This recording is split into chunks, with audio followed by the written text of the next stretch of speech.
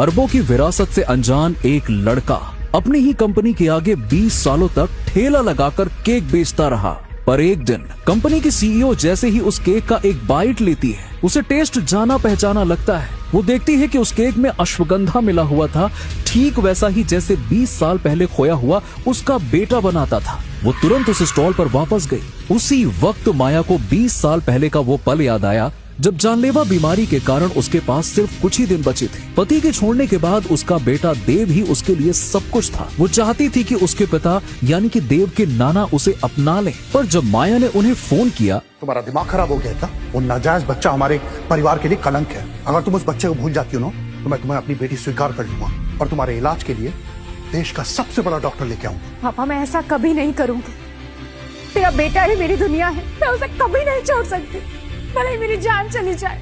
तो जाओ मरो, जो करना है करो। हाँ, मैं सोच लूंगा कि तुम मेरी बेटी थी नहीं कभी। बाहर खड़े देव ने सब कुछ सुन लिया था। उस छोटे से बच्चे ने उस दिन अपनी जिंदगी का सबसे बड़ा फैसला लिया। आंसुओं को छुपाकर चेहरे पर मुस्कान लिए वो कमरे में अंदर आया।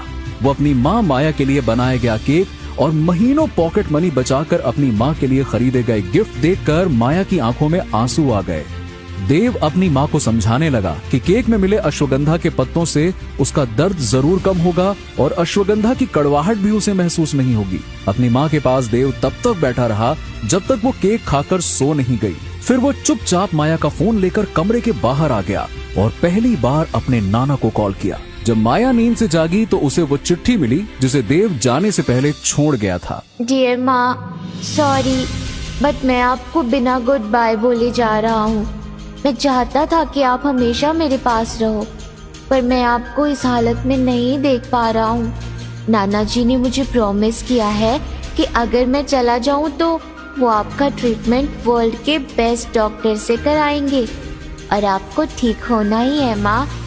I will always miss you माँ। माया चिट्ठी पढ़ते ही बाहर भागी। वो चीखी पुकारी पर उसका बेटा जा चुका था। तभी माया के पिता ने आगे उसका इलाज करवाया और उसे अपने साथ घर ले गए। घर लौटने के बाद माया ना सिर्फ बीमारी से उबरी पर उसने एक सक्सेसफुल कंपनी भी खड़ी कर ली। लेकिन अपने बेटे को उसने ढूंढना नहीं छोड़ा। माया ने हर जगह अनाउंसमेंट करवा रखी थी, जिसने भी उसके बेटे को ढूंढ लिया वो उसे 10 करोड़ का इनाम देगी। लेकिन माया को नहीं पता था कि उसका बेटा देव उसकी ही कंपनी के केमिकल रिसर्च सेंटर की फैक्ट्री में एक वर्कर था। उधर देव ने सेल्फ स्टडी से 5 साल की मेहनत के बाद एक रेवोल्यूशनरी पेन रिलीफ मेडिसिन का फॉर्मूला भी डेवलप कर लिया था, जिसके लालच में खूबसूरत नैना कपूर ने उसे अपने प्यार के झांसे में फंसा रखा था।